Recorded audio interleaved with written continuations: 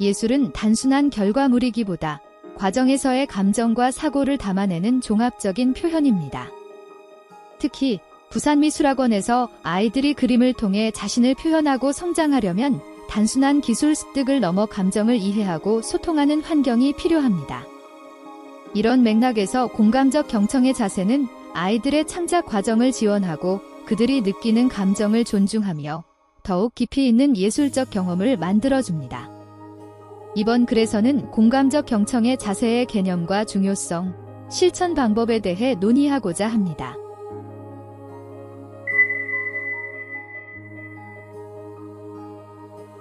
공감적 경청의 자세는 학생의 감정과 메시지를 온전히 이해하고 그에 맞춰 반응하는 소통 기술입니다.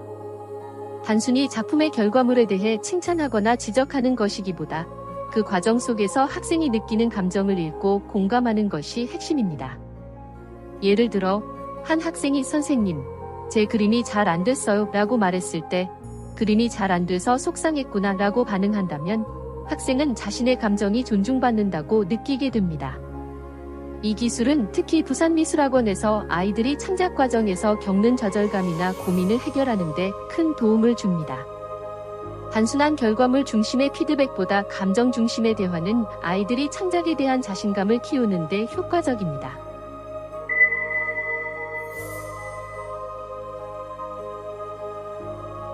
창작 활동은 아이들에게 즐거움과 동시에 스트레스를 줄 수 있는 과정입니다. 그림을 그리거나 작품을 완성하는 과정에서 스트레스가 높아지면 아이들은 의욕을 잃고 창작에 대한 흥미를 잃을 수 있습니다. 이때 선생님이 공감적 경청의 자세를 통해 아이의 감정을 안정시키는 역할을 해야 합니다. 예를 들어, 학생이 이 색이 이상해요 라고 말하면 이 색이 마음에 안 드는구나.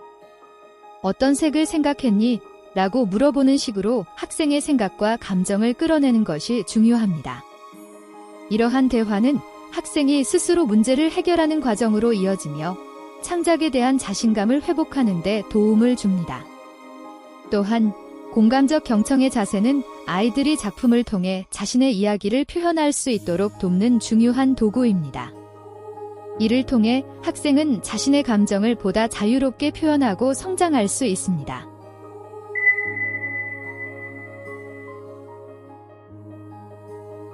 공감적 경청의 자세는 학생들과 부산미술학원의 수업 분위기를 긍정적으로 변화시키는 데 큰 영향을 미칩니다. 예를 들어, 학생이 특정 부분을 잘 그리지 못해 어려움을 표현할 때 교사가 그 감정을 이해하고 이를 인정하며 학생의 의도를 묻는 태도를 보이면 학생은 자신의 고민을 더욱 솔직하게 털어놓을 수 있습니다. 이러한 과정을 통해 학생은 스스로 표현하는 힘을 기르고 수업은 보다 열린 분위기 속에서 진행될 수 있습니다.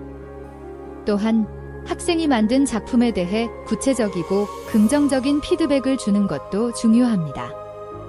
예를 들어, 학생이 만든 캐릭터를 보며 이 캐릭터가 정말 생동감 있어 보여.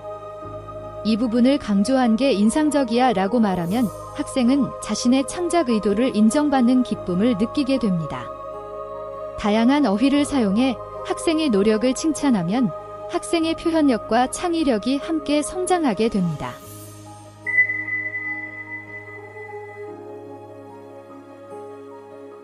공감적 경청의 자세는 학생과 부산미술학원의 수업 분위기를 긍정적으로 변화시키는 데도 큰 영향을 미칩니다. 예를 들어, 학생이 어려움을 겪으며 저는 이 부분을 잘 못 그리겠어요 라고 말했을 때 이 부분이 어렵게 느껴지는구나. 어떻게 표현하고 싶었는지 이야기해 줄래? 라고 대답한다면 학생은 더 솔직하게 자신의 고민을 털어놓을 수 있습니다.